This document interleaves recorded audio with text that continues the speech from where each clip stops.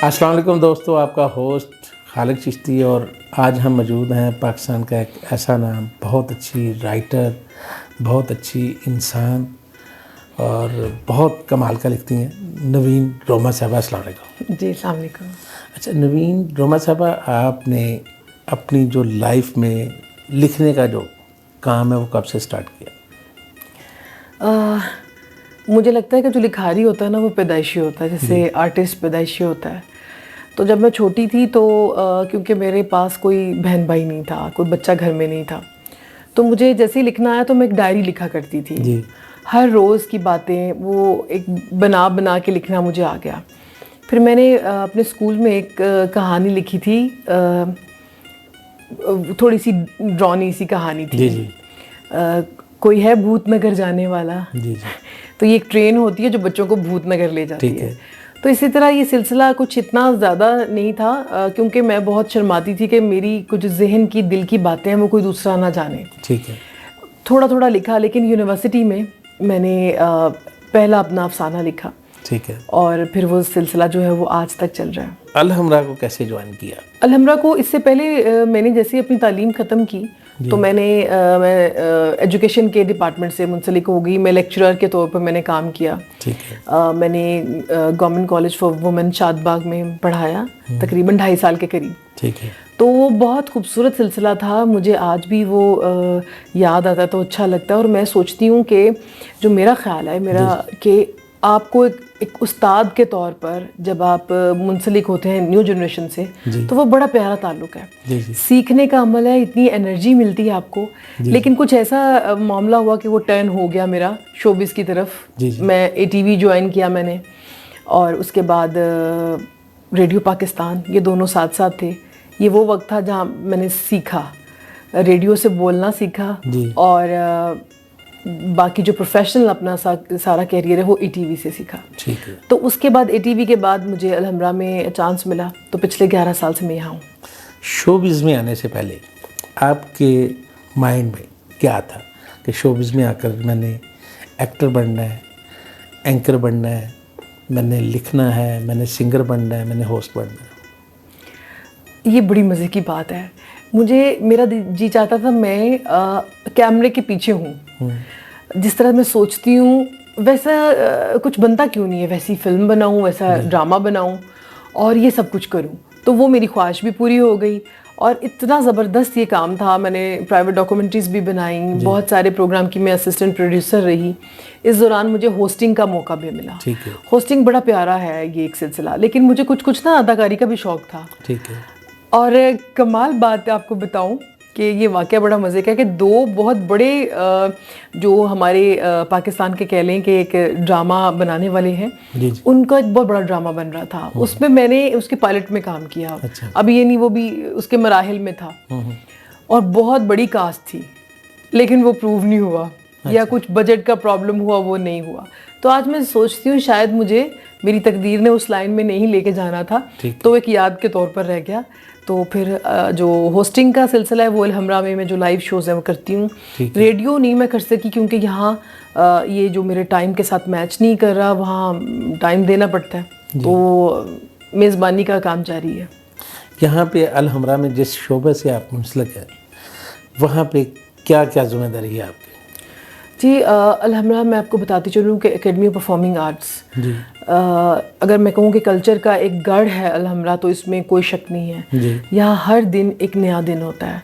हम हर रोज़ एक नया मेला, एक नया फेस्टिवल, एक नई शाम सजाते हैं और अगले दिन वो नहीं होती है, फिर एक नई होती है। ये सीखने के लिए भी बड़ी प्यारी जगह कि दुनिया 4 दिन की है। 4 दिन। जब अगले दिन वो फेस्टिवल ख़त्म हो रहा होता है ना, तो उसके सामान वगैरह जा रहा होता है।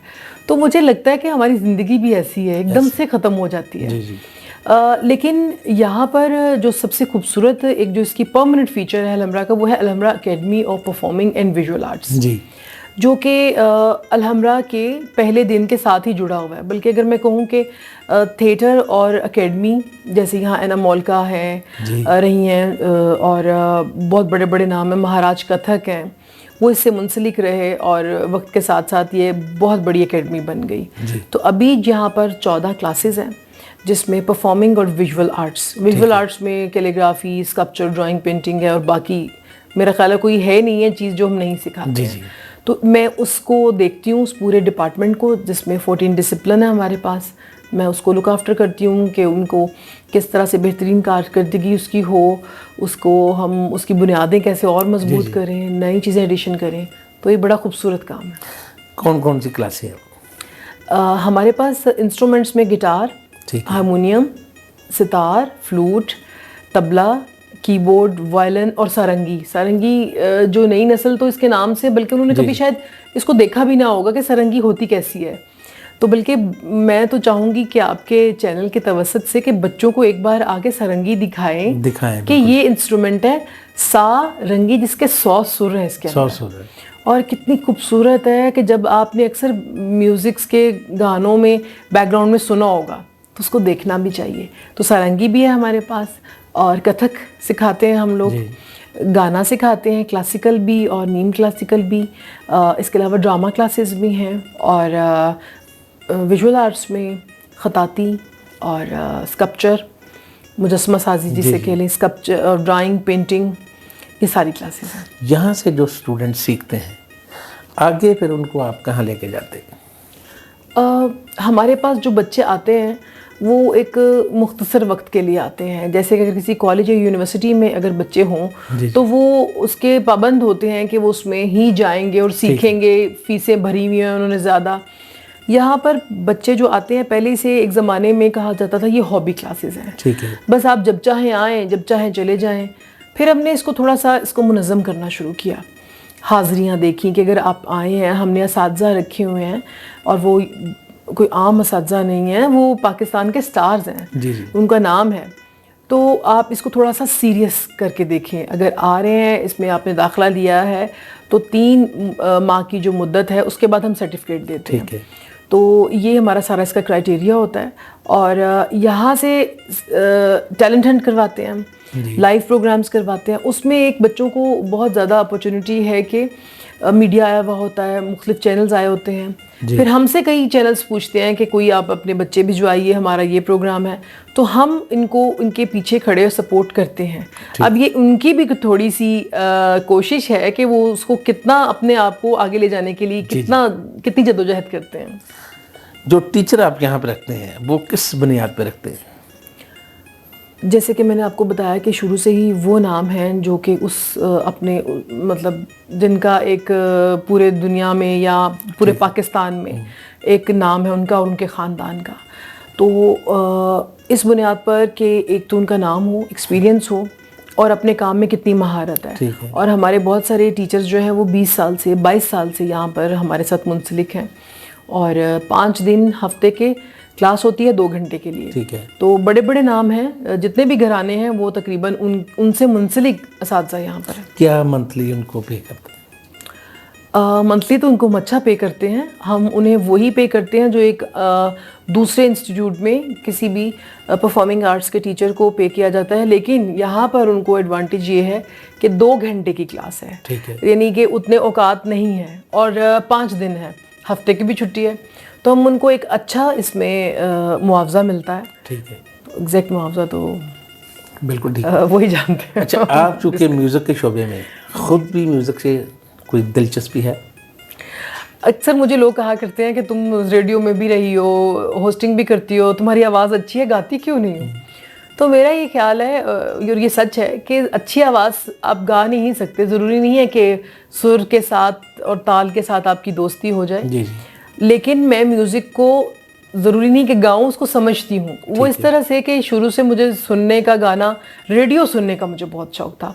फिर रेडियो के साथ मेरी 5 साल मुसलसल वाबस्तगी रही, वहाँ मैंने म्यूज़िक के प्रोग्राम ही किए। और मज़े की बात ये देखिए कि ATV पे भी मुझे 2 प्रोग्राम दोनों ही म्यूज़िक के मिले। एक पॉप शॉप था, वो बड़ा ज़बरदस्त था प्रोग्राम, तो सारे मेरे म्यूज़िक के मिले। और अब यहाँ पर भी मेरे पास सुर और ताल है।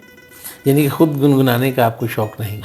नहीं, मैं लिख सकती हूँ, गुनगुना नहीं सकती। गुनगुनाती मैं अकेले में हूँ। अच्छा, नवीन रोमान साहब ये बताएं कि जो आम स्टूडेंट हैं या यहाँ के जो स्टूडेंट हैं उनमें आपस में क्या फ़र्क है, डिफरेंट क्या है? ये मुझे 11 साल हो गए अल्हम्दुलिल्लाह में। एकेडमी से मैं किसी ना किसी तरह से मुंसलिक रही हूँ, लेकिन बाकायदा तौर पर मैं 3 साल से इनके साथ हूँ। ठीक है। मुकम्मल तौर पर।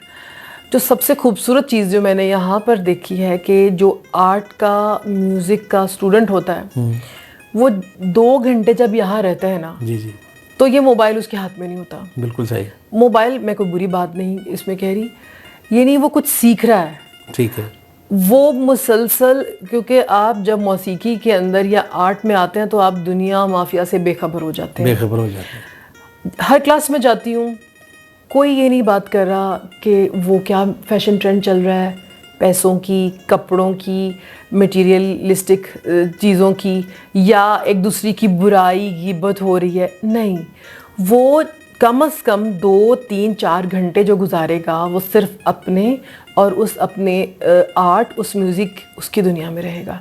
तो मेरा ख्याल है कि 5 दिन हफ्ते में अगर ये थेरेपी की जाए जी जी, तो हम बहुत अच्छे बनकर निकलते हैं। ये लोग, एक और चीज़ है, ये बोलते भी आम लोगों से कम हैं, ठीक है। तो मुझे इनका ख़ास मूड और जो ये मिजाज है ये बड़ा ज़बरदस्त लगता है। तो हर इंसान को अपने अंदर के आदमी से मुलाकात करने के लिए कुछ वक्त, कुछ पल उसे देने चाहिए। तो ये लोग देते हैं। तो जो हमें सुन रहे हैं उन्हें मैं ज़रूर कहूँगी, अगर वो स्ट्रेस में हैं, किसी ज़िंदगी के ट्रैफिक में फंसे हुए हैं, तो प्लीज़ खुदारा यहाँ पर आएँ और कुछ वक्त अपने आप को दें। आप लिखती हैं, कभी फिल्म लिखने का सोचा या ड्रामा लिखने का सोचा है? अगर मैं ये कहूँ कि मैं एकदम से फिल्म लिखूंगी तो ये मेरा ख्याल है मुनासिब नहीं होगा, क्योंकि हमें अगर प्रोफेशनल बनना है तो हमें स्टेप बाय स्टेप चलना है। जैसे मैंने पहले बच्चों के लिए लिखा, छोटी छोटी डायरीज लिखी, अफसाना लिखा। अफसाना मुझे, क्योंकि मैं उर्दू लिटरेचर में मैंने मास्टर्स किया हुआ है, तो दास्तान सुनी जाती थी जब बिजली भी नहीं थी, टीवी भी नहीं था, फिर नावल आया, ऐसे फिर अफसाना आया, अफसानचा बन गया। जैसे अभी आप देखिए कि आप सोशल मीडिया के कुछ हैं ऐसे, उसमें छोटी छोटी मूवीज़ हैं, 2 मिनट की, 5 मिनट की। लोगों ने, अब हम आपसे लंबी गुफ्तगू करेंगे ना तो लोग इसे बदल दो, ऐसे बिल्कुल। हमने सुनना और सुनाना बंद कर दिया हुआ है। तो मुख्तसर अफसाना मैंने जब लिखना शुरू किया तो ये बड़ा मुश्किल काम था। हालांकि आजकल नावल का भी बड़ा दौर है जी, लेकिन मुख्तसर अफसाना 1-2 सफ़ों में आपने पूरी कहानी बतानी है, उसको ख़त्म करने के साथ करना। बिल्कुल। फिल्म बहुत मुश्किल चीज़ है, शायद कुछ साल गुजर जाएं तो मैं कोई फ़िल्म भी लिखूं। फ़िल्म मैंने अपने जहन में कहीं बनाई हुई है। उससे पहले मैंने एक स्टेज प्ले बनाया हुआ है, क्योंकि अलहमरा में रहते हुए थिएटर से मेरी बड़ी मोहब्बत है। थिएटर इतनी खूबसूरत चीज़ है कि मुझे सबसे मुश्किल मीडियम लगता है। कोई रीटेक नहीं है इसमें, आपने जो आवाम को कह दिया वो कह दिया, जो कर दिया वो कर दिया, वापसी का रास्ता नहीं है यहाँ पर। तो भी एक मेरा है मामा जानी, ठीक है, जो कि यही वाला आजकल जो हम सब देख रहे हैं ना जी जी। और ये जनरेशन जो अभी नई वाली जनरेशन पिछली वाली जनरेशन को जानती है जी जी, इसको ज़्यादा दुख हो रहा है। तो मामा जानी एक ऐसे उस पे अलमिये पे है जो बच्चे बिल्कुल ज़्यादा अपनी मोहब्बत से, माँ की मोहब्बत, बाप की मोहब्बत, वो सिर्फ उन चीज़ों पे आ गया, उनके लिए है। एक सबक आमोज़ कहानी है। कोशिश कर रही हूँ स्टेज प्ले बन जाए इसका। स्टेज प्ले कंप्लीट लिख लिया है या अभी? लिख लिया है, उसको मैं उसकी किरदारों की तकसीम कर रही हूँ अभी। ठीक है। जो हमारी यूथ है उसके लिए क्या कहेंगे आप? यूथ के लिए मैं ये कहूँगी कि मैंने जो, क्योंकि मेरे अपने बच्चे हैं माशाल्लाह 2, एक मेरी बेटी और बेटा है, तो यूथ तो हम सबके घर में ही है जी जी। बहुत ज़्यादा एतमाद है इनमें, जो शायद मेरी नस्ल में नहीं था। एतमाद बहुत है, नई टेक्नोलॉजी भी यूज़ कर रहे हैं जी। इतने माशाल्लाह से ये इंटेलिजेंट हैं कि हम लोग 1 साल में सोचते थे ये उसी वक्त कर देते हैं जी। और सीखते हैं, एतमाद है, ज़हीन बहुत ज़्यादा है, लेकिन जो थोड़ी सी इनके अंदर अपनी रिवायात को लेके कमियां आ रही हैं, जो अपनी मट्टी की खुशबू को महसूस नहीं कर रहे, और जो ज़िंदगी की छोटी छोटी खुशियां ना जो बुढ़ापे में बड़ी काम आती हैं, मेमोरीज बनाती हैं, इनका वो डाटा खाली है थोड़ा सा। माजरत के साथ मैं अपने बच्चों को भी यही कहती हूँ, अपने आप को थोड़ा ना रिच करें, अपने आप को थोड़ा सा अंदर से मजबूत करें, जो कि हर चीज़ मिल जाएगी, मोहब्बत और मिट्टी की जो खुशबू है और जो ये जो छोटी छोटी चीज़ें, खुशियाँ हैं ना, चाहे सूरज गुरूब और तुलू होता हुआ मंजर, इससे इंजॉय करना ये सीखें। और थोड़ा सा ना ये जल्दबाज है, ये वाली जो अब आने वाली जनरेशन है, जल्दबाज है और छोटी छोटी खुशियों पे खुश नहीं होती है। अभी कुछ लेती हूँ, लेके दिया आपने, अच्छा वो कब लेंगे, हाँ, उसी का खाएंगे। डिमांड जो है ना वो। और हम तो एक ईद पर जो जोड़ा बनता था अगली बकर ईद तक उसी पर खुश रहते थे। ऐसी है। खुशियों को समेटें ये और खुशियों से खुश होना सीखें, ये मेरा इनके लिए पैगाम है। आपके फेवरेट सिंगर कौन कौन से? बड़ा मुश्किल सवाल कर दिया है, उफ बहुत मुश्किल सवाल कर दिया है, क्योंकि मैं तो बैठी हुई इस जगह पर सब रूठ जाएंगे। जो साहब दिल ये की बड़ा बात है, वो मुश्किल तो- है। एक इंटरव्यू सुन रही थी मैं मैडम का, मैडम नूरजहां का, तो कहने लगी कि हर सिंगर या हर आर्टिस्ट एक फूल की तरह होता है, हर फूल में अलग अलग खुशबू होती है। तो वाकई सब में खुशबू होती है। वैसे तो मुझे मैडम बहुत पसंद, मुझे मेहदी हसन साहब बहुत पसंद, नुसरत फ़तेह, लेकिन जो जिस वक्त जिसका म्यूज़िक, जिसका सुर सुन रहे हैं वही मेरे लिए बहुत प्यारा है। यहाँ हमारे बच्चे आते हैं, आप यकीन कीजिए बाज़ों का तो वो इस तरह से कुछ बना रहे होते हैं। अभी 2-3 दिन पहले एक बच्ची बाहर बैठी, एक फ्लूट पे धुन बजा रही थी पाकिस्तानी और अरेबिक मिक्स करके जी। तो मेरे तो रोंगटे खड़े हो गए कि ये क्या कर रही है, क्या खूबसूरत चीज़ है। और दिल जी चाह रहा था ये बंद ना करे, ये चलता रहे। जी। तो वही वाली बात है कि सब में ये सारे फूल हैं और हर फूल का एक रंग, खुशबू अलग है और है। छुट्टी वाला दिन कुकिंग में, सैर तफरी में या सोने में? हाँ, बहुत छुट्टी वाला दिन मैं उसको सेलिब्रेट करती हूँ। और मेरा जी चाहता है कि उस दिन मैं बिल्कुल, मुझे अगर कोई देखता है तो वो ये सोचेगा कि ये खातून कभी घर से बाहर भी नहीं गई है। किचन मेरा फेवरेट है और बच्चों के साथ मैं वक्त गुजारना चाहती हूँ। और मुझे एक लालच होता है कि किसी तरह कलम और कागज़ लूँ और लिखूँ, ये सबसे बड़ा, या थोड़ा कुछ अपना जो आर्ट का काम है वो करूं। लेकिन लिखने का बहुत ज़्यादा मुझे होता है कि मुझे वक्त मिले और मैं कुछ लिखूं। कोई ऐसा ख्वाब जो पूरा ना हो? ख्वाब देखने चाहिए, मैं हमेशा ख्वाब देखती हूँ, लेकिन उनका पूरे होने की शर्त नहीं रखती। ये मुझे बहुत खुश रखता है और मैं ज़िंदगी के आखिरी दिन तक ख्वाब देखती रहूँगी। हर रोज़ और हर नया ख्वाब देखूंगी, लेकिन कभी नहीं सोचूंगी कि ये पूरा हो जाए, क्योंकि ख्वाब देखने का अमल बहुत मज़े का होता है।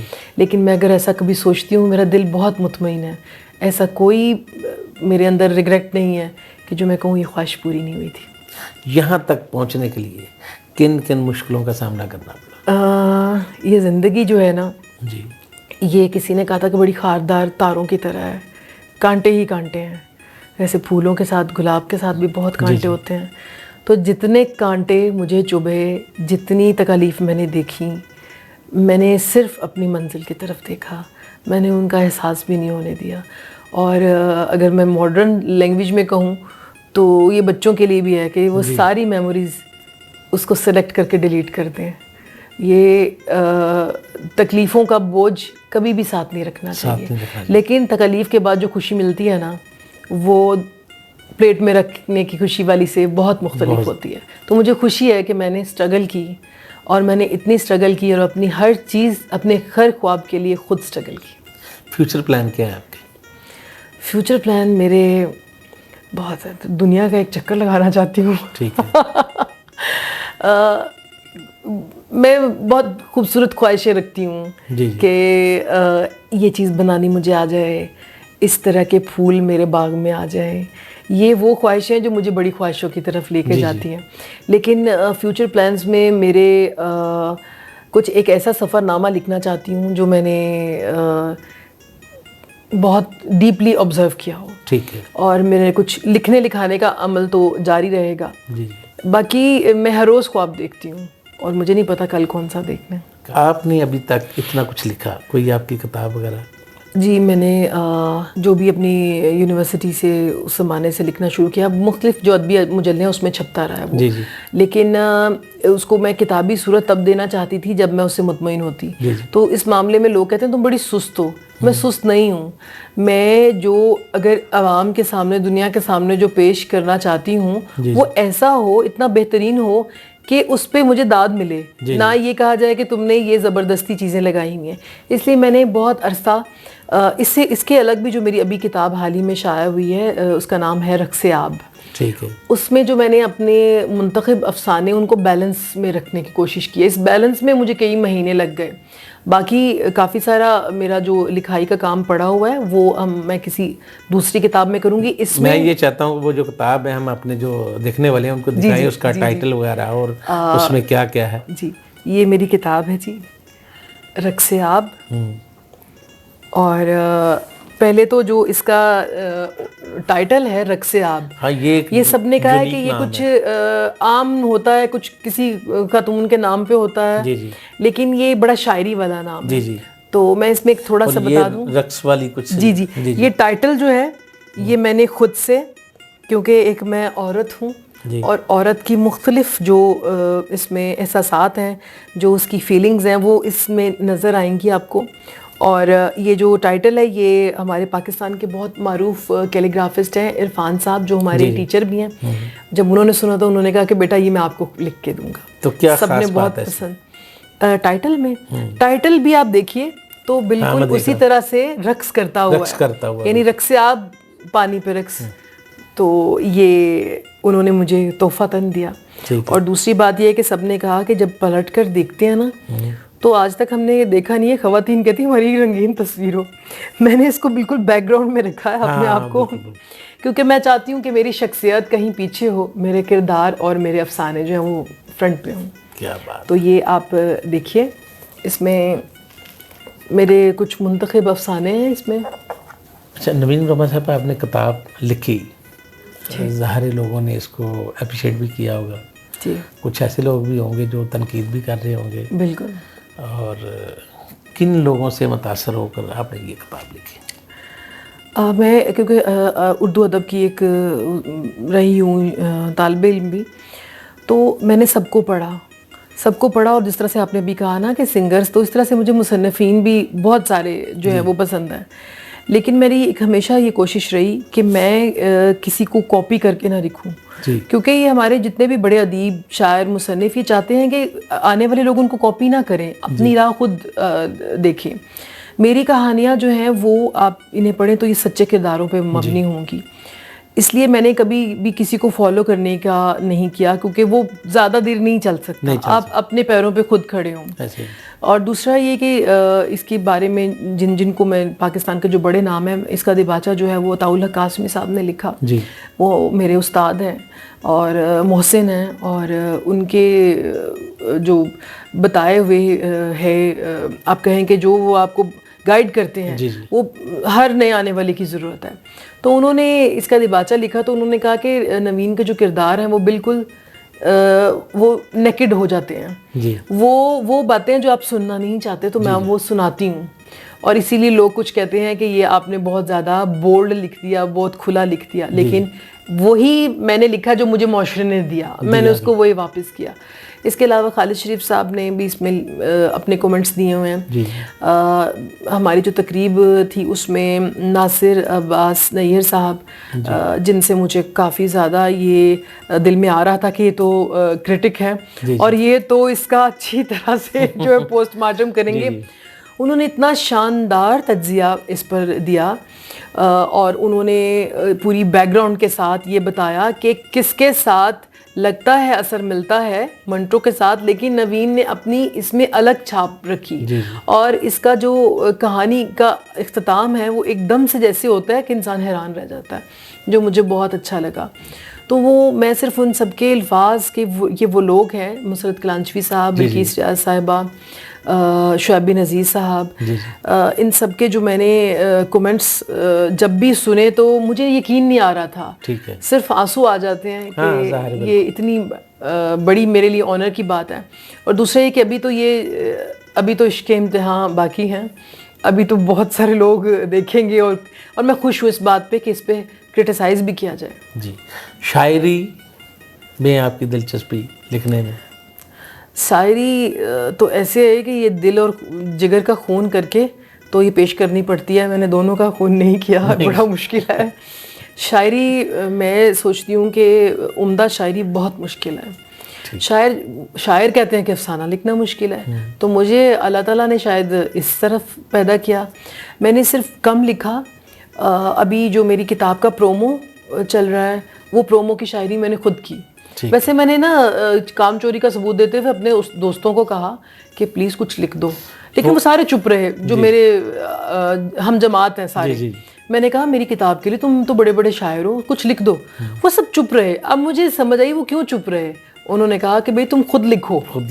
मेरा जो बेटा है वो कहता है कि मैं बहुत सच्चा मुसलमान हूँ और फ़लस्तीन को सपोर्ट करता हूँ, जैसे हम सबको करना चाहिए। तो वो मुझे हर वक्त कहता था मम्मा आपको पता है कि फ़लस्तीन में जंग हो रही है। जब भी हमने बैठना पूरी ड्राइव में से यही कहना, वहाँ छोटे छोटे बच्चों को मार रहे हैं और इस तरह से हो रहा है, इस तरह से हो रहा है। मैं सुनती रहती थी, सोचती थी बच्चा अच्छा है जो ये इसको शऊर है। तो एक सिग्नल पे मैंने गाड़ी जब खड़ी की तो मैंने सामने देखा तो बहुत सारे शोहदा के पोर्ट्रेट्स थे और नीचे बहुत सारे उनके जो स्पॉन्सर थे ना उनके फेसेस बने हुए थे और सब मुस्कुरा रहे थे। तो एक नज़्म मेरे जहन में आई और मैंने वहीं साइड पे गाड़ी खड़ी की। इतना मेरा दिल दुखा कि हम सिर्फ इसको आगे नशर करते हैं, जिसका ये था कि ये जंग झूठ है, ये सब झूठ है, ये जंग झूठ है, और ये जंग झूठ है, ये सब झूठ है। कि ये मेरे बेटे ने एक मुझे कहानी सुनाई। तो फिर उसने कहा था कि मम्मा आप जानती हैं फ़लस्तीन में जंग है। फिर उसने वो पूरी जो बात है, फिर मैंने उस पर कहा कि ये सब अगर ऐसा होता तो हम अपनी ज़िंदगी इस तरह से करते। जी दोस्तों, आपको नवीन रमा साहबा की जो पूरी गुफ्तगू है उसमें से सीखने के लिए क्या मिला कमेंट बॉक्स में ज़रूर बताइएगा और हमारे चैनल को सब्सक्राइब भी ज़रूर कीजिएगा। अपने दोस्तों में ज़्यादा से ज़्यादा शेयर भी कीजिएगा और नेक्स्ट मिलेंगे हम इसी तरह की किसी शख्सियत के साथ। तब तक के लिए इजाज़त दीजिएगा। अल्लाह हाफ़िज़।